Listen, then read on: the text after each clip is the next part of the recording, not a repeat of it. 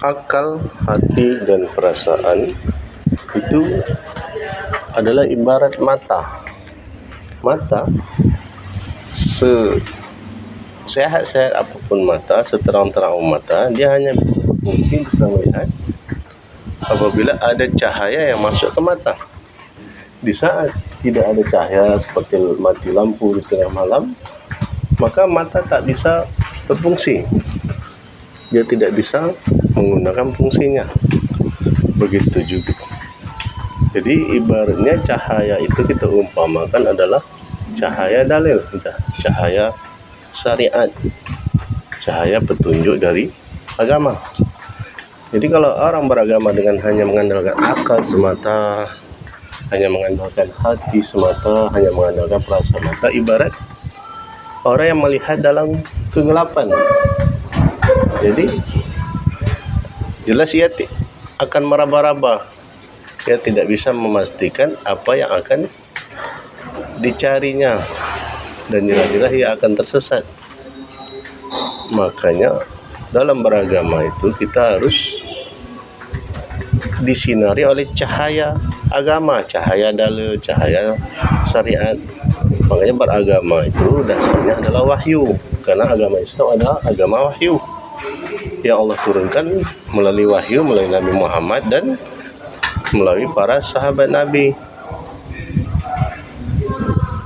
Jadi cara beragama yang sama adalah dengan mengikuti wahyu. Makanya agama itu qaul Allah berkata, qaul Rasul berkata, dan waqala sahabah, dan para sahabat berkata. Itulah agama. Jadi hujjah kita dalam beragama adalah Al-Quran dan Sunnah dan asar para sahabat. Qala Allah, qala Rasul, wa qala sahabat. Jadi yang dikatakan ilmu itu ya dalil. Kalau tak ada dalil, berarti bukan ilmu, itu adalah syubhat. Jadi qul hatu burhanakum in kuntum shadiqin, tunjukkanlah burhan kamu, bukti kamu, hujjah kamu, dalil kamu, kalau kamu benar-benar memang orang-orang yang benar. Jadi standarisasi beragama itu adalah dalil, dan dalil itu tentu harus dalil yang sah, hadis-hadis yang sahih, Al-Quran, hadis-hadis yang sahih, dan dipahami dengan pemahaman yang benar. Itu pemahaman para sahabat. Mengapa pemahaman para sahabat? Karena wahyu itu turun di masa sahabat.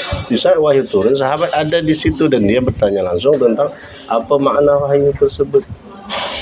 Jadi tafsir Al-Quran itu adalah tafsir para sahabat, bukan selainnya. Jadi kita harus merujuk kepada, jadi makanya dalam ilmu usul Quran disebutkan adalah Al-Quran ditafsirkan dengan Al-Quran, yang dalil umum ditafsirkan dengan dalil khusus di Al-Quran. Al-Quran ditafsirkan dengan hadis yang sah, ada yang sahih dan hadis hasan, dan Al-Quran ditafsirkan dengan asar para sahabat. Itulah dalil, itulah hujah kita dalam beragama.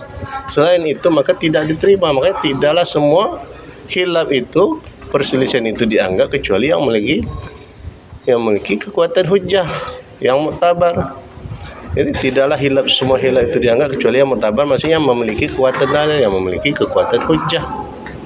Jadi perkataan yang berbobot itu dalam beragama, dalam urusan agama, ada perkataan yang berdasarkan dalil, berdasarkan hujah. Selain itu tidak diterima, tidak dianggap.